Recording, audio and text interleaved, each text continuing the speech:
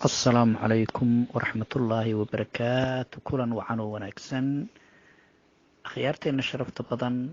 waxaynu soo gaarnay wakhtigii aan idiin soo gudbin jirnay wararkeenii maanta. wararka naga soo gaaraya caasimadda dalka etoobiya ee addis ababa ayaa waxay sheegayaan in maanta halkaasi uu ka dhacay aas qaran oo loo sameeyey mas-uuliyiintii ugu sarsaraysay ciidanka qaranka etoobiya oo ugu horeeyo taliyaha ciidanka ee federaalka etoobiya. haddaba munaasabadaas waxay ku bilaabatay sagootintii la sagootiyey meydkii, islamarkaasina waxaa meydkii jenaraaladii ciidanka qaranka etoobiya waxaa loo qaaday caasimadda gobolka tigray, halkaas oo loogu sameynayay munaasabadda aaska qaran.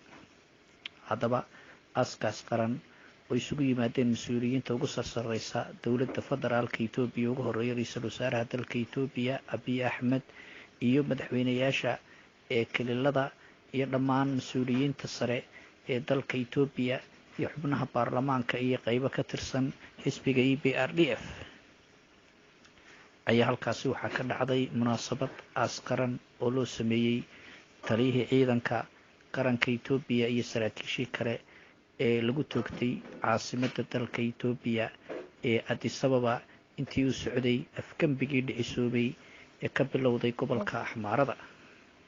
munaasabadaas oo aad iyo aad ay u soo agaasimeen maamulka gobolka tigray ayaa waxay u ekayd in halkaasi tigreegu ay ka muujiyeen munaasabad baroordiiq ah oo ballaadhan oo aad lagu magacaabi karo marka dhinaca kale loo eego baroordiiq huwan oo la tus ay TPLF ay ku tilmaamaysay in ay yihiin cududda ee dalka etoobiya, ayagoo mar walba muujinayay awoodahooda, islamarkaasina muujinayay wadaninimo xad dhaaf ah oo ay ku caddaynayeen inay halgamayaashooda ay si gaar ah ayagu u xusaan oo taariikh ay u leeyihiin. waxaase kala qayb qaatay oo maanta ku celinayay dhammaan mas-uuliyiinta federaalka etoobiya qaybahooda kala gedisan oo ra-iisul wasaaruhu ugu horeeyo. ra-iisul wasaaraha oo halkaasi murugo badan ee ka muujiyey, khudbad badanna aan ka jeedin, ayaa wuxuu muujiyey ra-iisul wasaaruhu murugo iyo oohin ee indhihiisa ay markaasi ay ilmo kusoo dhacaysay, sida ay saxaafaddu kaga qaadeen kaamarooyinka sawirada. waxaa kale oo iyaduna xusid mudan ee dadkii halkaasi ka qayb galay dhammaantood inay wada muujinayeen murugadaasi siday doontaba ha u saamaysee. haddaba waxaa xusid mudan oo ay warbaahintu si gaar ah u soo qaadatay ee gabadh la yidhaahda khayriye ibraahim oo ka tirsan xubnaha ee guddiga fulinta ee TPLF, islamarkaasina ah afhayeenka federationka ee dowladda etoobiya, ayaa halkaasi iyaduna waxay ka muujisay wacdaro gaar ah, iyadoo ku muujisay mabaadi'deeda iyo afkaarteeda oo dad badan soo jiitay. khayriya waxay kaga duwanay dadkii halkaasi tacsida tegey markii iyadu ay halkaasi ubaxa dhigtay ee meydkii saraakiisha ee uma ayna sujuudin iyadu, laakiin gacanta ayay u taagtay oo waa ay sii sabootiday, islamarkaasina dhammaan markaas waxa ay qabsaday sacab iyo sawaxan lagu taageersan yahay sida ay khayriya ibraahim u muujisay aragtideeda iyo afkaarteeda iyadu markaasi ay aaminsan tahay. taas oo qofku mar walba uu ku mutaysto inuu mabaadi'diisa iyo afkaartiisa uu meel walba inuu ka muujiyo ay u tahay karaamo iyo sharaf. taas oo looga baahan yahay dadka ama qowmiyadaha dalka etoobiya ka tirsan laftoodu inay muujiyaan, taasoon looga baranin sida ay hore u dhacday ee deegaankeena soomaalida oo kuwii hadda ka hor xukumi jiray ay ayagu iska gedi jireen afkaaro iyo mabaadii ayaga aan ka turjumaynin. dadka warbaahinta ama dadka siyaasadda u dhuuntaloolaa waxay leeyihiin haddii kuwii shalayta xukumayay Somali State ay joogi lahaayeen waxay ku biiri lahaayeen safka hore ee iyagu sujuuda, laakiin aan garanin tacsiyada inay tahay markaa tagtid qaabka adiga mabaadi'daada ku qotonta inaad u tacsiyeysid. taas oo markaasi aan odhan karno kooxdii boqortooyadii TPLF maanta way sujuudi lahaayeen, laakiin maanta ayagoo aragti ahaan waxa ay ku heesayaan wakhtigii idhaafiyo habeenkii wacnaayee i weydaartay ayaan weli xasuustaa. waa fursad ayaga dhaaftay oo ka mid ahayd fursadihii ay sida fiican u barooran jireen, laakiin nasiib wanaag taasi ma ayna dhicin. dhinaca kale waxaa halkaasi iyaduna ka dhacay oo halkaasi islamarkaasi ka dhacay aaskii qaran oo ay si fiican u agaasimeen maamulka gobolka Tigray. arrintaas waxay keentay in shalay hadalkii ay saxaafadda iyo dadka siyaasadda u dhuun daloola ay ku muransanaayeen ee ahaa halkee ayaa lagu aasi doonaa taliyaha ciidanka qaranka Itoobiya iyo saraakiishii Tigray ahaa ee ku dhimatay in ay soo afjarantay. dhinaca kale haddii aanu soo laabano caasimadda dalka Itoobiya ee Addis Ababa ayaa xaaladeedu ay degan tahay, islamarkaasina howluhu ay si habsami uga socdaan. waxaana halkaasi ka socda baaritaankii iyo dabagalladii dadkii ka dambeeyey dilalkii ka dhacay ee caasimadda dalka Itoobiya.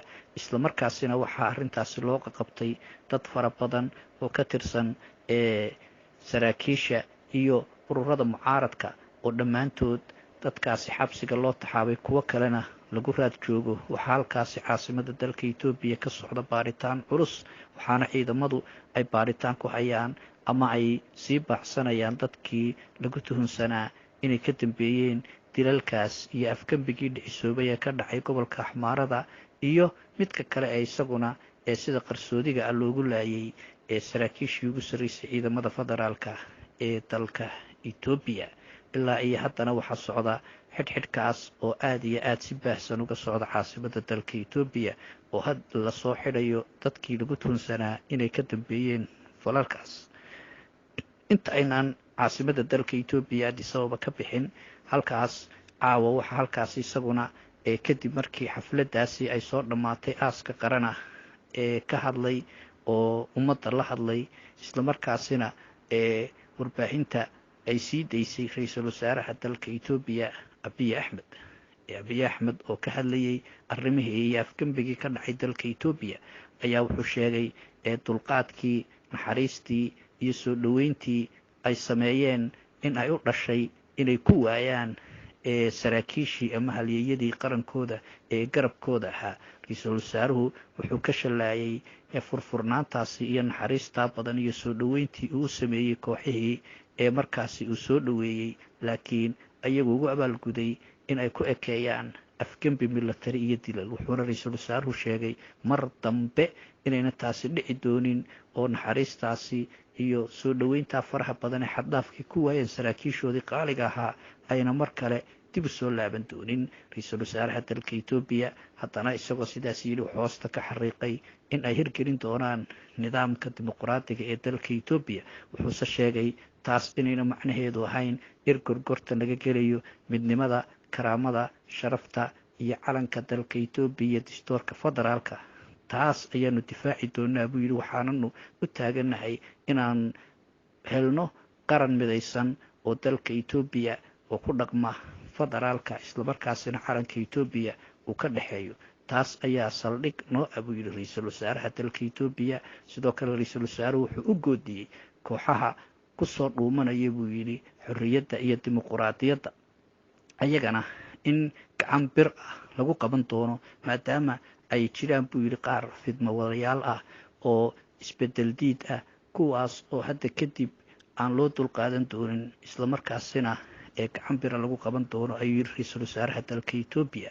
ra-iisul wasaaraha oo hadalladiisu aad iyo aad digniin culus u xambaarsanaa ayaa waxa uu sheegay in ay mar walba ku taagan yihiin jidkii siyaasadeed ee iyagu ay go'aansadeen, laakiin hadda kadib ay soo dhammaatay naxariistii iyo dulqaadkii faraha badnaa. dhinaca kale caasimadda gobolka Axmaarada ee Baxardaar ayaa iyaduna xaaladeedu ay degan tahay. waxaa soo noqday isu socodkii gaadiidka iyo ganacsigii caasimadda gobolka Axmaarada iyo guud ahaan deegaanka Axmaaradana waxaa si buuxda hadda gacanta ugu haya ciidamada federaalka ee Itoobiya. waxaana ilaa iyo hadda ciidamadu ay sii baacsanayaan, ay sifaynayaan kooxihii ka dambeeyey afgembigii oo la dilay taliyayaashoodii ugu horreeyo generaalkii afgembiga hogaaminayay. waxaana xaaladdu hadda ay tahay mid xasiloon, waxaana laysu diyaarinayaa aaskii madaxweynaha iyo saraakiishii kale ee ku geeriyootay intii afgembigaasi uu socday. waxaana caasimadda gobolka axmaarada ee baxardaar soo gaadhay maanta wasiirka arrimaha dibadda oo ahaa madaxweynihii hore ee gobolka axmaarada oo ka qeybgeli doona aaska qaran ee halkaasi ka dhici doona. sidoo kale waxaa la filayaa mas-uuliyiin kale dowladda federaalka iyo maamulada gobolada ka tirsan iyaguna inay ka qeyb galaan munaasabadaasi aaska qaran ee lagu samayn doono ee kiniisad ku taalla magaalada baxardaar oo ka tirsan gobolka axmaarada. dhinaca kale deegaankeena soomaalida xaaladiisa ayaa xasiloon, waxaana madaxweynaha maamulka Somali State saaka uu ka itimay caasimada dalka Itoobiya Addis Ababa isagoo u sii jeeda isla xarunta aaska uu ka dhici doono qaran ee lagu aasayo saraakiishii lagu toogtay caasimada dalka Itoobiya Addis Ababa, halkaasoo madaxweynuhu kaga qeybgeli doono aaska qaran ee ka dhici doono gobolka Tigray ee halkaasi loogu sameynayo saraakiishii ciidanka qaranka Itoobiya iyo aaska kale isaguna ka dhici doono gobolka Baxardaar, taas oo madaxweynuhu dhammaantood uu kasoo qeybgeli doono isaga iyo madaxweynayaasha kililada. waxaa kaloo xusid mudan markii ra-iisul wasaaraha dalka Itoobiya uu caawa la hadlayay dalka wuxuu aad iyo aada u ammaanay maamulada gobolada ismaamulada. wuu sheegay in iyagu ay ka qeyb qaateen karaamada iyo difaaca iyo qarannimada dalka Itoobiya oo uu halkaasi ammaan kala duldhacay. sidoo kale ra-iisul wasaare wuxuu ammaanay ciidanka qaranka ee federaalka Itoobiya oo ayaguna guulo iyo wacdaro muujiyey islamarkaasina difaacay karaamadii iyo qarannimadii dalka Itoobiya. waa sida uu hadalka u dhigay. xaaladda kale ee usoo laabanay deegaankeena soomaalida ayaa degan, shacabka deegaankuna waxay ku tiirsadeen go-aanadii ee dhaxalgalka ahaa ee shalay kasoo baxay ee shirkii uu gudoominayay madaxweynaha maamulka Somali State mudane Mustafa Maxamed Cumar oo go-aanadaas muhiimka ay ka mid ahaayeen in gebi ahaanba la joojiyey ee nidaamkii deegaameynta oo keenay isku dhac qabiil iyo beeluhu inay ku dagaalamaan dhulalka iyo baraagaha iyo meelo fara badan oo nidaamkaasi deegaameynta uu madaxweynuhu ku dhawaaqay in gebi ahaantiiba la joojiyey si looga badbaado isku dhaca qabaa'ilka iyo muranada ee howlahaasi ay keeneen. sidoo kale waxaa dadku ay soo dhoweeyeen oo shacabka Somali State oo ooman nabadgelyadu ayaguna ay soo dhoweeyeen in dowladdu ay ballan qaaday in iyadu ammaanka ee deegaanka gacanta ku dhigi doonto islamarkaasina xuduudaha ay ilaalin doonaan islamarkaasina si looga baaqsado isku dhaca qabaa'ilka ee shacabka hubaysan ee hubka laga dhigi doono. go-aanadaas muhiimka u dhaxalgalka ah oo run ahaantii haddii sida ay ugu dhawaaqeen madaxweynaha iyo maamulka Somali State la dhaqangeliyo keeni kara in laga baaqsado isku dhaca qabaa'ilada iyo muranada soo noqnoqonaya ayaa waxaad moodaa in ay shacabku sugayaan dhaqangelintooda si looga baaqsado in ay ka faa'iidaystaan xoogaga laftoodu ee isbedel diidka ah amaba kuwa ku adeegta qabyaaladda ama dadka kale cadowga u ah deegaanka oo kasoo galaya xuduudaha iyo meelaha kale ee ay dhibaatooyinka iyo qulquladuhu ka jiraan. guud ahaan xaaladda deegaanka Somali State waa degan tahay waxayna kaga duwan tahay deegaanada kale ee kacsan sida gobolka Axmaarada iyo caasimada dalka Itoobiya Addis Ababa iyo qowmiyadaha dalka Itoobiya in gobolkaasi uu yahay gobol xasiloon oo loo baahan yahay dadkiisu in ay sii xoojiyaan ayaguna ay nabadgelyadooda ay gacantooda ku samaystaan. wararkaas iyo wixii kale ee warar ka soo kordhay dalka Itoobiyaba waxaan idinku soo gudbin doonaa warbaahinta Xorriyadoon Somali State. ku xidhnow oo halkaaga joogtada ka dhigo warbaahinta Xorriyadoon Somali State. sidoo kale waxaan halkan uga hambalyeynaa shacabka Soomaaliyeed munaasabada 26 Juun sanad guuradii 59aad oo maanta laga xusayo guud ahaan ee geeska Afrika iyo caalamka ummadda Soomaaliyeed ay maalintaasi u tahay maalin aad iyo aad u qiimo badan. waa maalintii xorriyadda ummadda Soomaaliyeed, waa maalintii ugu horeysay ee calan Soomaaliyeed ee 5 gees leh laga taago ee caasimada ee gobolka waqooyiga Soomaaliya ee Hargeysa. calankaas oo ah calankii dhowr cisho kadibna ee aasaaska u noqday qarannimada Soomaaliyeed iyo midnimadii ee mataanaha Soomaaliyeed 1 Juulaay oo iyaduna ahayd maalintii qarannimada ummadda soomaaliyeed. waxaan ummadda soomaaliyeed ugu hambalyeynaynaa munaasabadaas. waxaanan ummadda soomaaliyeed ee xorta ah u sheegaynaa in maanta loo baahan yahay in ay qarannimadooda iyo midnimadooda ay ilaashadaan, lana helo qaran midaysan oo awood badan, oo islamarkaasi awooddiisu ay gaadho in ayagu hal meela laga xukumo. haddii ay xorriyad maamul helayaan waa nidaam kale, laakiin waa in la helaa qaran midaysan oo soomaaliyeed. taas ayaa maanta soomaalida ee dawow ah. sidoo kale ummadda soomaaliyeed ee la gumaysto ee xorriyadoonka ah amabase ummadda Somali State-na iyagana waxaan ugu baaqaynaa inay midoobaan si ay u helaan xuquuqdooda iyo xuquuqahooda kale ee ka maqan, oo ay ugu horeyso xuquuqda ka talinta, laakiin ayna kuwaasi ku imanaynin dhammaantood. haddii ay noqon lahayd difaaca qarannimada ummadda Soomaaliyeed iyo haddii ay noqon lahaydba ummadda Soomaaliyeed ee ku jirta gacanta ee gumaysiga, iyaga laftoodu waxa ay ku iman kartaa wadajir iyo midnimo iyo waxqabad, laakiin kuma iman karto in had iyo jeer dadka loogu awrkacsado xorriyad iyo dimuqraadiyad iyo qarannimo. ummadda Soomaaliyeed karaamadeeda ay shakhsiyaad ku awrkacsadaan, kadibna ay noqoto in ummadda lagu jahawareeriyo waxyaalo aan jirin. laakiin ummaddu maanta waxay u baahan tahay ummadda Soomaaliyeed ee xorta ah, haddii ay ahaan lahayd in ay si wada jir ah u ilaashadaan karaamada iyo qarannimadooda. sidoo kale ummadda Soomaaliyeed ee gacanta gumaysiga ku jirtaana waxaa loo baahan yahay oo maanta weliba marxalad iyo fursado qaaliya ku jira inay ka faa'iidaystaan oo xoojiyaan ammaankooda iyo midnimadooda si ay u gaadhaan hadafkooda rasmiga una helaan xuquuqahooda aasaasiga ah. waxaan leenahay maanta waa maalin taariikhiya. waxaa loo baahan yahay ummaddu maanta inay cashar ka qaataan sanad guuradan 59aad ee kasoo wareegtay maalintii xorriyadda ummadda Soomaaliyeed, oo loo baahan yahay ummadda xortii inayna xorriyadooda ilaashadaan, ummadda xorriyadooda ka maqan tahayna inay ku raadsadaan xorriyadooda mintid iyo wadajir iyo midnimo iyo nabadgelyada, oo ay u adeegaan iyo inay ka fogaadaan kuwa laba wajiilayaasha ah ee had iyo jeer siyaabo kala gedisan ugu qaraabta. taliya kulanti dambe waa warbaahinta xorriyadoon Somali State oo idin leh. السلام عليكم ورحمة الله وبركاته.